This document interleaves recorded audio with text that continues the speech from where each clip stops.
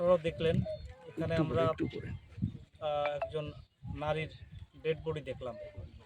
তো আমাদের এখানে থানা পুলিশ, আমাদের সিআইডি, তারপরে আমাদের আর কি সিবিআই, সবাই মিলেই এই ডেড বডির যে ক্রাইম সিনটা সেটা প্রোটেক্ট করে তার সুরথাল রিপোর্ট প্রস্তুত করা এবং পরবর্তী যে কার্যক্রমগুলো পোস্টমর্টেম সহ অন্যান্য যে আইনগত প্রক্রিয়া সেটি আমরা করব।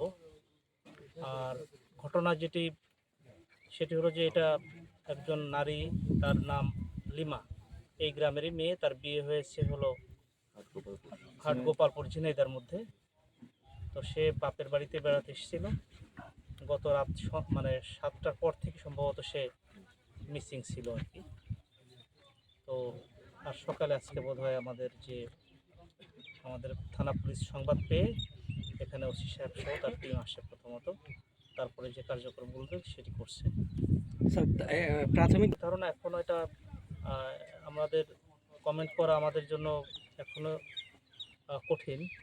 তারপর প্রাইমারি ফেসে যে বিষয়গুলো আসছে সেটি এখানে যেহেতু একজন যুবতী নারী, উনি তার ডেড বডি আমরা দেখলাম। যেহেতু একটা হত্যাকাণ্ড নিশ্চয়ই হয়েছে, তো এর পাশে অন্য কিছু আছে কিনা সেটি আমরা তদন্ত সাপেক্ষে বলতে পারবো। এই বিষয়ে কি স্যার কোনো হেফাজতের জন্য হয়নি, এখন একটু আর্লি টু কমেন্ট, এবং আমাদের কার্যক্রমগুলো চলছে। আমরা সব বিষয়গুলো খতিয়ে দেখে তারপরে আমরা সে অনুযায়ী ব্যবস্থা নেব।